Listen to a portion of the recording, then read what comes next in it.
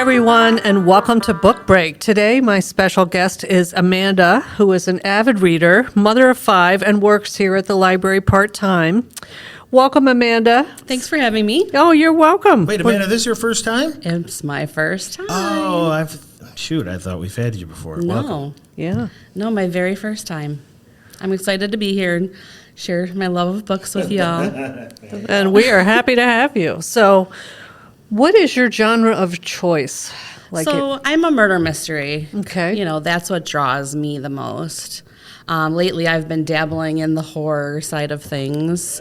But I read across the genres. Mm-hmm. You know, I really like to, try a little bit of everything. Yeah. I like to do the challenges, just Right. try to get myself to read out of things. I've done challenges with my kids and said, let's do a different genre each month. And That's really yeah. awesome. So you read with them too? Sometimes, they're teens now, most of them. One of them is 8, and he will read with me. We read the Wild Robot series together. Oh, fun. And then saw the movie, so that was fun. So I'm a big reader. I really love reading and hope that my kids will pick up on it eventually when they don't have to do it. Because, Right.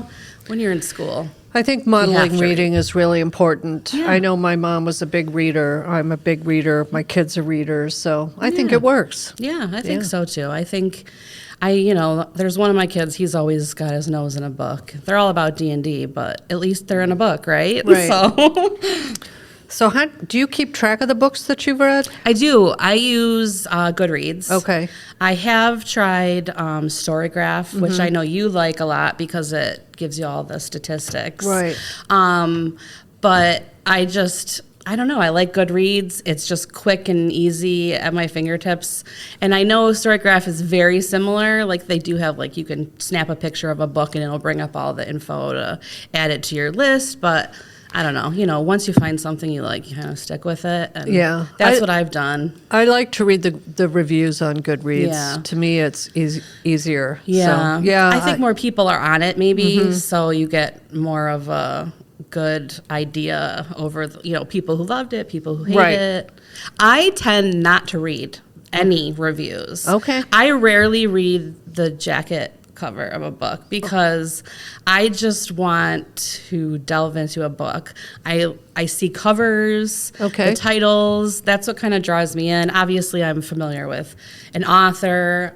I tend to read through their collection of books Okay. because you find one you love and then you're like, okay, what else do they have? And that's kind of how I read. And unfortunately, I'm on social media a bit and they're always, putting stuff in my feed, and yes. Yeah. sounds interesting, then I'll pick it up. And yeah. So today we are going to the dark side. We are. We are going to talk about some mystery, thriller, and Amanda's going to have a little bit of horror for us. So I'm going to start with my first one, which was called The Note by Alifair Burke. And it's interesting because she's another one of these people that is an attorney that's turned writer. Okay, yeah. And I started looking into a list, and some people, I think we all have heard John Grisham, Lisa Scottolini, Scott Turow, Min Jin Lee that wrote Pachenko is an attorney. Did not know that one. Elizabeth Strout is also an attorney. Interesting. Yeah. So that was one thing I thought was a fun fact. But this one is about a vacation in the Hamptons that goes terribly wrong for 3 girls or young women that have a complicated history in a past. So it starts out with this prank that they do. These people have been friends since they went to a music camp when they were teens. So they're having a girls' weekend in the Hamptons when someone steals their parking spot right out from under them after no. they've been circling That's the and worst. waiting. So one of the women decides, we should really leave a note, and they're all laughing, and one of them says, why don't we put he always cheats, or something to that effect. Right. Uh-oh. So Start a little drama. 2 of them think that the note was not left, but one of them decides to leave this cocktail napkin note on the windshield. Well, this man actually disappears. So what starts as a harmless prank turns into what happened to this guy, and how are these women, really reunited and what is in their past. So we have three different characters. We have May Hanover. She is Chinese American, the good girl always, an attorney, well-behaved, top of her class, compulsive rule follower. However, every one of them has a secret, and May was documented during, I believe, COVID, like going off on someone in a subway. Oh, Someone dear. films it. So she becomes like, I think they called her the Asian Karen or something horrible, no. She was canceled. Yeah, yes, right. Yes.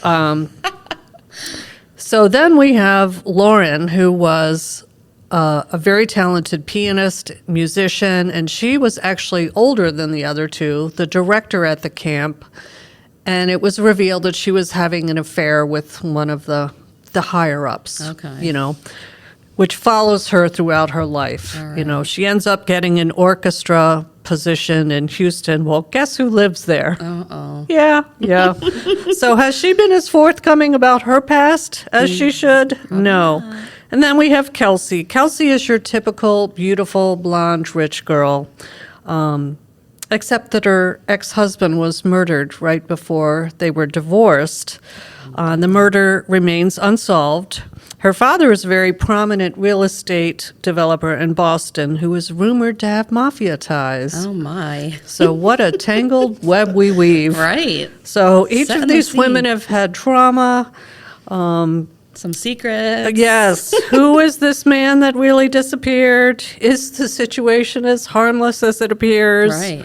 No. No, of course not. So, yeah, I'm not going to spoil any plot, but you'll have Maybe to. he's in one of their pasts. Yeah, I would don't know. think so. So Yeah, right. This is The Note by I've read Alifer. I've read some other things by her, and good author. Yeah, this is more, if you want like a fast-paced, just Yeah. kind of binge thriller, Yeah. that's what this is. I would not call this, I don't think any of what we're going to talk about today is Pulitzer Prize material, but that's not the point, exactly. I read because I love it. Yeah, sometimes you just want to read something fun, It's my something to me kind of, what's not fun about a good murder to read? Exactly. Yeah. Okay. So what's your first one? Well, I'll stick with the mystery type of murder genre right now. And I read She's Not Sorry by Mary Kubica. And it was on the, patron favorites Oh, okay. shelf. It's got the little thumbs up on there. So over in the news section, you can find it. I mean, I have to say it before I get into this. I love my job because I get to see everything before everybody else does. And so putting things back, it's like, I'm like, ooh, maybe I'll take this. But, this one's been on the shelf for a while. She's a great author. If you haven't read her, you should. And if you like mysteries and, drama, all that fun stuff. The main character in this story is Megan. She's a single mom to a teenager named Sienna, and she is a nurse in the ICU, and she's recently single because she divorced Sienna's father, and he's still around. He takes Sienna here and there, but Megan is her primary parent. She works in the ICU, and she has a new patient, and this patient's name is Caitlin. She's in a coma, and her parents are there all the time, and she apparently jumped from a bridge. Ooh. They say she fell very far, and she just hit the wrong way, and, she's lucky to be alive at this point, and they don't know, obviously, if she's going to make it. The parents have been estranged from Caitlin, and they really didn't even know she was in town until they got a phone call. So Megan becomes close with the parents and starts to kind of wonder, like, what is happening in her life. And one day she's, doing some nurse things like fixing IVs and, checking whatever she has to do. And this man is standing in the doorway and just kind of standing there and not saying anything, not coming in. And the ICU, and in most places, you have to, get permission to go in. You can't just, you can't walk just in. wander in. And then she, keeps doing what she's doing and turns around and he's gone. So she obviously is like, well, I wonder who that guy was, right? So that gives you a little like, is this guy, did she really fall? You know, what's really going on? And while Caitlin is dealing with this, you know, she really tries to keep home and work separate, but when you get involved in something like this, it's kind of hard. And while this is going on, she also is started going to a support group for new divorcees. Okay. She runs into a woman who recognizes her as an old schoolmate from high school.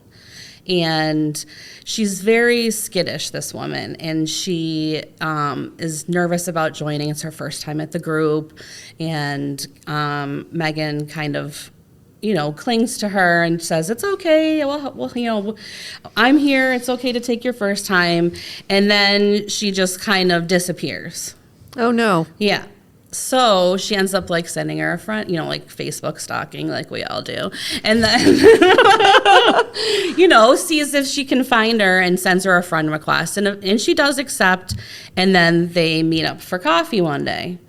And while they're having coffee, she tells her a little bit about her abusive relationship that she is trying to get out of. So she's not fully divorced yet, but she's getting that way. And while they're there, she like is facing the window and like is like a deer in headlights. And she's like, I have to go. I forgot. I have to go visit my friend and, you know, she's sick. I have to bring her something, blah, blah, blah.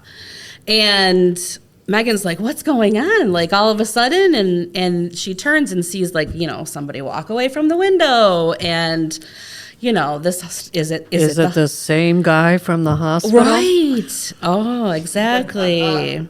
So this woman's name is Natalie, and her name, Natalie Cohen from high school. That was her name. And later on, I won't tell you too much, but Natalie she's not alive anymore. And we find this out a little bit later. So who is this woman? Oh, gosh. And why is she back in Megan's life? And is she sorry? And is she sorry? But, yeah, so... She's not sorry, Sean. That's the title. Are they sorry? So, you know, it was actually, you know, I'm a really, like, easy rater. Like, I give a lot of 4s to everything. I'm like, if I liked it and it, you know, I read it in less than a week, then I know I enjoyed the book. So I rated this probably a 4. Okay. And, you know, if you like a page turner, you don't want to spend a lot of time on this book. No. It's easy. No. You kind of want to, at least I want to devour a book like this. Yeah. Right. Yeah, it's like, you know, you want to know, I wish I could tell you more, but it would totally ruin the whole story. Right. So I suggest reading this if you like anything that has a little mystery, a little like, yeah, right, you know what I mean? Like, you know, it's just fun. I can see this as a Netflix like Yeah, miniseries totally. 100%. already. Just like It's a mini, yeah, you know, like all the Harlan Coben books that have been turned Yeah. into miniseries, something like that. Yeah, Okay. Totally. Suspension of disbelief. So is read that. required. She's Not Sorry, Mary Kubica. All right. All right. I like it. Sounds good. All right. So my next one, I have a thing about Appalachia, and I saw this book described as Appalachian noir. Okay. Yes, please. And I've kind of been in I don't know, it's winter here. Yeah. You know, you're stuck inside. I've been in the mood for something kind of dark, twisty that I could just, you know, sink my teeth into. Yeah. And this was a series. All the books are less than 300 pages. The first one that I'm going to talk about is called The Killing Hills by Chris Offutt. And it has like an old blue pickup truck on the cover. You know, the cover drew me in too. Yeah, I like the title. It looks like the neon signs. Yes. Yeah. Yeah. So it's book 1 in the Mick Herron series. And Mick Herron is a combat veteran who is now working as an Army CID agent. He's home on leave. His wife is about to give birth. And Mick just found out about the baby via his sister. He's been in Germany on a case. So his sister has newly risen to sheriff in the town. She has launched her first murder case, and local politicians are pushing for like the city police or FBI to take this case. they're kind of convinced she can't handle it. Or is there something else at work? Right. Well, of course. So her brother is taking a leave to come home and check on his wife. So she calls on him, and because he has homicide investigation experience, he's got familiarity with the terrain and the town, and kind of like the code of the hills. Right. You know what I mean? Yeah. So a lot of the people. So he's well suited for investigating, but staying under the radar. Okay. As he delves into the investigation, he dodges his commanding officer's increasingly urgent calls because he's trying to head off future murders, but he's also going to be nailed for going AWOL if he Right. doesn't get back to base soon. So The Killing Hills, it kind of had a couple of themes. It was a novel of betrayal, both sexual with his wife, personal, and within the two, like the clans that populate this part of the country. I really liked it. I thought it was very dark. It was witty. It was very compelling to read about this murders and just these interconnected relationships of Right. these people. I listened to part of it. It's available on Hoopla without Oh, any great. wait time, which is great. And the narrator was really good. I love a good important. listen. So, but I wanted to know what happened so badly that I actually had to come in and check out the physical book on the library because I can read faster than I Oh, can yeah. listen. Oh, yeah. So I've done that now. There's 3 of them in these series, and a new Okay. one I believe is coming out in March. So I literally have blasted through this whole series now. That's just kind of the mood I was in, and the fact that I really liked it. I really like the characters, Yeah. the fact that they're not leading perfect lives. Things Right. are not wrapped up with a bow here. Makes them more real. Yeah, I like the relationship between Mick and his sister. They kind of had a little bit of a, traumatic past. Their parents were divorced. Mick ended up with the dad up in the hills, actually with his grandfather, and his sister was with his mother down more like in town. So they have a complicated family life too. And all of this is set in the fictional town of Rock Salt, Kentucky. So my favorite of the 2 was actually book 2 was called Shifty's Boys. That's a great title. Yeah, and the third one was Code of the Hills. Okay. That one was starting to get a little far-fetched, but I will read the 4th one just Yeah. to, You have to. see what happens You're to this invested guy. now. Yeah. But yeah, so I love that. I love when you find like something that is a series, but you get attached to the characters and and this was something like you said that somehow this popped up on either like my Instagram or Facebook feed or Right. something, Pay and I was attention like, to those things. Sometimes know, they're good, yeah, even if they're not great. They're good. right. So yeah, what's your next Awesome. one? So my next one I'm going to talk about is a new title that I found on the news shelf, and it is called The Resurrectionist by A. Ray Dunlap. And it just came out in January. Oh wow! So this is new. It's brand new. This is another one that the cover really drew me in. Mm-hmm. It's beautiful. It's like hand drawn torso of bones, like the skeleton. that is cool. It's beautiful, and it's got like a vine with flowers. It's really just pretty to look at. But I think upon closer inspection, are those wing bones? At the top, Yeah. I don't know. I think they're like your shoulder, or your what's that called here? Collarbone? Your collarbone. Okay. Oh no, there's something else going I on. don't know. there. No, this is kind of, it could fit. Okay, so it's labeled as horror. Okay. But personally, I guess it's horror because there's some dissection and some description of like organs and things like that. But really, it's not scary. It's just skull. kind of a little gross, I guess. If Okay. you are squeamish, body horror. right? If Yeah. you're squeamish, don't read it. But it's really more of a historical fiction. Okay. And even in the back, the author's note talks about how 2 of the characters in the book, they're not main characters. They're called Burke and Hare, and they are grave robbers, and they are real people from history. So this took place in 1828, in Edinburgh, Scotland. And the main character's name is James. He leaves Oxford to study surgery in Edinburgh, okay? And he is from a well-to-do family. So his family really wants him to go into the military and pursue the family business, which I cannot remember what it was because it wasn't important. But he has really been, since he was a child, interested in cutting. So, Oh, dear. Yeah, like dissecting things. So, a little creepy, but they don't really get into much of that description. He wasn't like a psychopath or anything. But,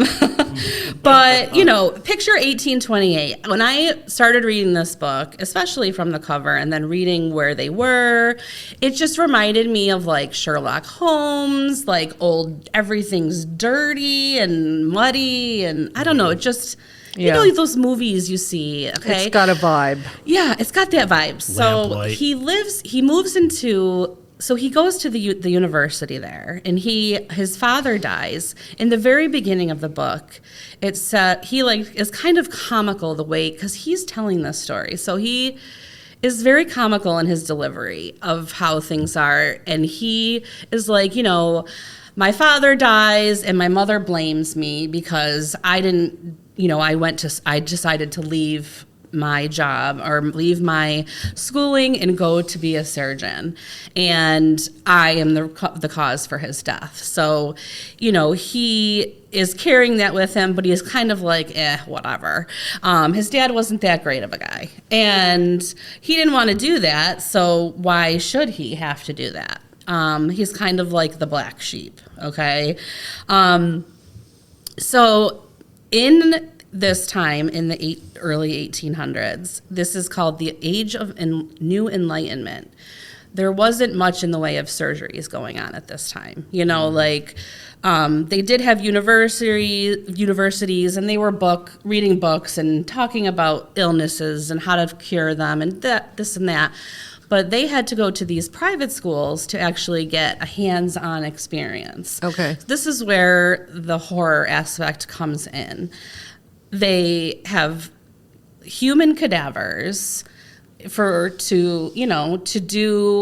learn about the different innards of the human body. I'm trying to be as, not, explicit as possible for those that like to listen to these and don't want to hear about certain things. But anyways, so these bodies aren't just, people weren't donating their bodies to Right. science in the 1800s. It wasn't a thing yet. So what happens is we don't know this at the beginning, but let me go back a little bit. James moves into this, it's like if you picture like a bar / pub that serves food, and then upstairs is like housing, rooms. Everybody has a room. So this is where they live off campus type of thing, okay? You can't really afford to live on campus, so you live in a dirty old bar up in their rooms for cheap. And they feed you dinner every night or something like that. So it was, the way he described it, it was not a nice place. And he goes to one of the private schools in the area that's called Surgeon Square. It's where all these little private schools are. And they go to watch a dissection to see if they are interested in joining the school. And he loves it, obviously, but he doesn't have any extra money to pay tuition to go here. So he stays late, and he tries to negotiate with the assistant to see if he can stay. The assistant's name is very difficult to pronounce. It's Anirun. And in the book, they end up calling him Nye for short. So that's how I will refer to him. And he is a dissectionist. So he assists the lead, the doctor or whatever who is running this surgery, they call it. And he tries to negotiate with Nye to become an assistant or clean up or do whatever so that he can go there. And he's like, he finds out where he lives, and I have a job for you. So he's like, whenever the the sexton, which is the person who runs the grave, what is it called? The grave, the cemetery. Whenever he leaves, I want you to put your light in your window. And then when he comes back, take it away. And so he's like, oh, I can do that. That's easy enough, right? He tells him that there's been grave robberies and he's trying to catch these people. But eventually you find out that they're doing it. They're doing it. Right. So James finds out that he's helping these people do this, and he gets pretty upset at first. But then he kind of becomes smitten with Nye, and they have a little relationship, and he becomes what they call resurrectionists, because they're not stealing the stuff that they're wearing, or, because usually grave robbers steal the jewelry and if people stick money in their pockets, they steal those things. But they are literally stealing the bodies. They strip the bodies and they steal them, and they bring them to the surgery to be used as, Because you think about it, back in that day, there was no real way to source cadavers. Right. You had to wait for somebody to kick off. And they had to be fresh. Yeah, they had to be days old. So they had a little team of people. They had a woman who was in a business of promiscuity, and she would go to the funerals, and she Did they start hastening people along? Well, she would go question. to the funerals to see who they are and where they were going to be buried and all these things. And so that they would know where to dig. Okay. And the one thing that I found interesting, which won't ruin the story, is they, instead of digging the whole grave, because, the grave is the size of a coffin, they would only dig the top half from, the stone down. And then they would pry open the lid, and it would crack down the middle. And they would open just the top half. And then they would pull it out that way. So... it's interesting. Oh, man. But so it's, it wasn't because I was waiting for horror, and for me it wasn't very horror, but it was an interesting story for, the dark side of historical fiction. Right. And then, there becomes, some rivalries with some other grave robbers, I mean. Wow.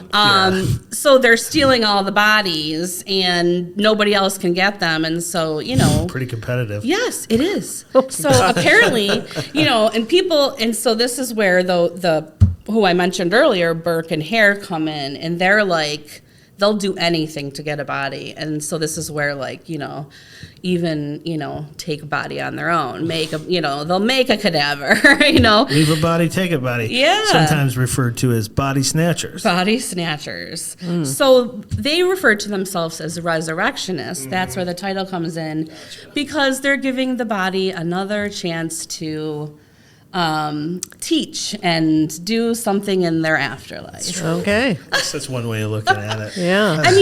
I loved the characters they did. It captured me enough that I wanted to know what happened. I think Molly read this too. Yeah, it was interesting, and it was kind of funny. There was a little humor undertone to it, and there's a love story in there. Okay. So, if you like a little bit of everything, try this it. one out. Okay. It's still on the news shelf, so that's where you can find it. All right. Thank you.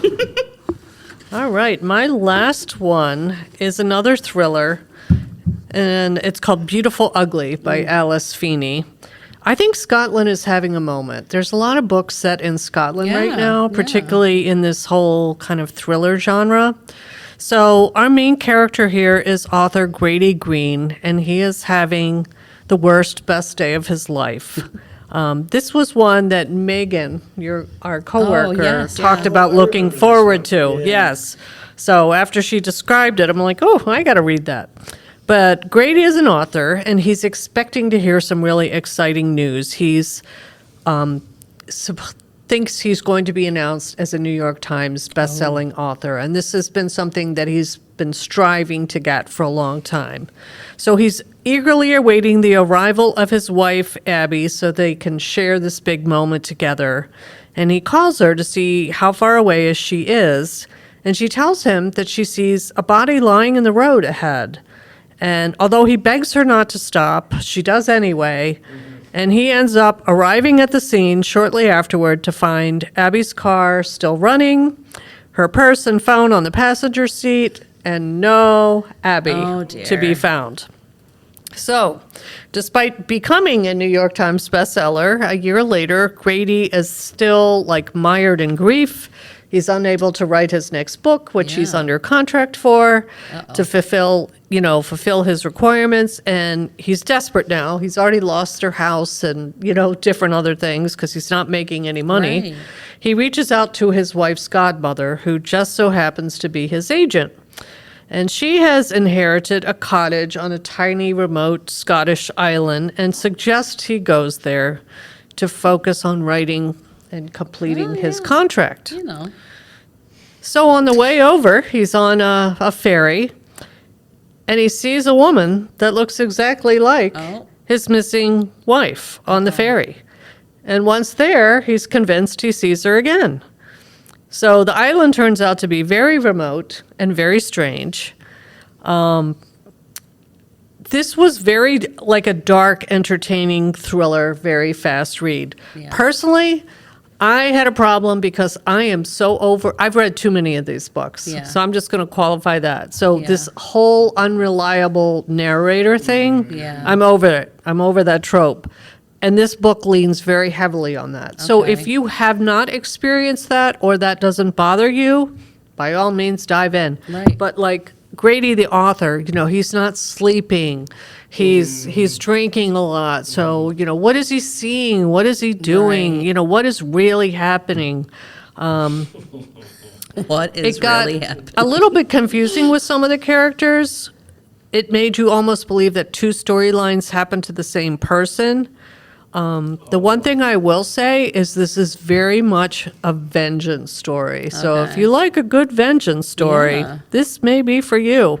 For me, almost all of these characters were unlikable, and this is another very personal Claire thing. Claire has a hard time That's okay. with books with everybody. Like, I have to have somebody I like or I'm rooting for or pulling for. Right. So when I really hate everybody, I just want to throw the book across the room. Right.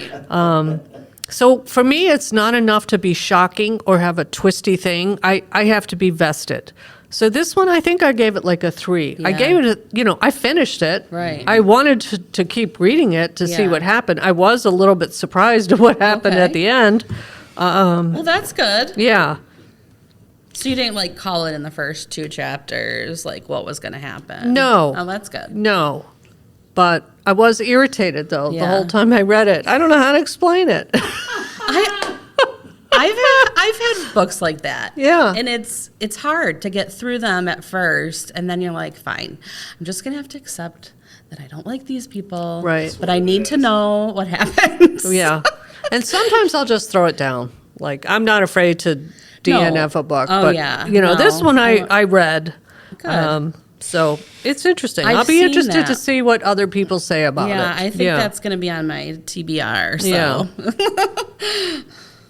All right. So what's your last one All right, for my us? last one is my favorite one that I've read for this. Okay. I have just started reading Darcy Coates, and she has the first book I read by her was called something in Dead of Winter, something Okay. like that, and it's very horror. Like there's a decapitation, and they're in a cabin in the woods, and everybody keeps dying. And Oh.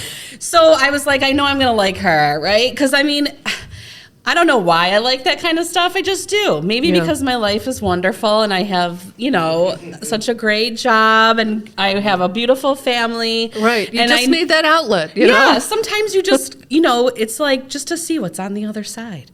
But this book is called From Below. It's funny because I saw your book had a backwards letter and the E in this From Below is backwards. Oh, you're right. I'm not really sure why, but Yeah. it's interesting. Sometimes that just draws you to a cover too. It's like some weird where they put a number in to represent I'm wondering a if letter. there's some weird symbolism in there that I just missed entirely. I was gonna say provocative or something. Yeah. Well, if he thought, for your book, maybe because he thought he saw his wife. Right. But And anyways. I did do a combination of listening to this one and reading this Oh, one okay. too. Yeah. And the narrator was pretty kept me involved. Okay, So. well, that's good. All right, back to From Below.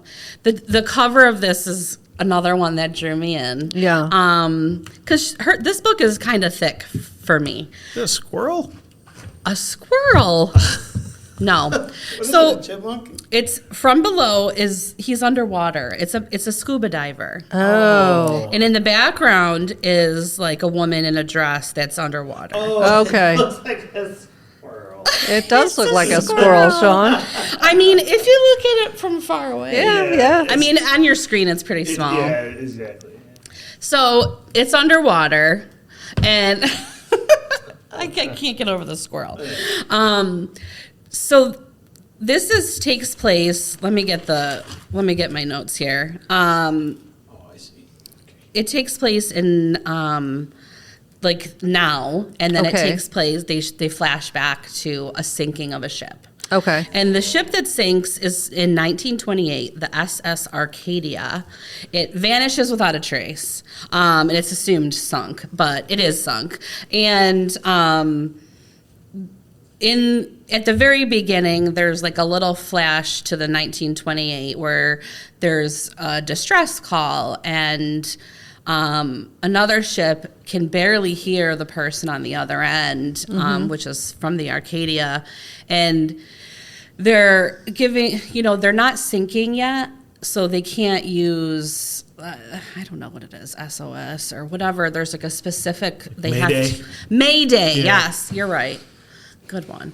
But they have I'm assuming there's rules for all that. Like you can't call Mayday unless they're, sinking and, so he uses this other code, which is pan or something. And so it's not as distressful as a Mayday, but there's something going on. They need some help. They would like to be found. And then they just lose the call. They lose the radio, and No more signal. no more signal.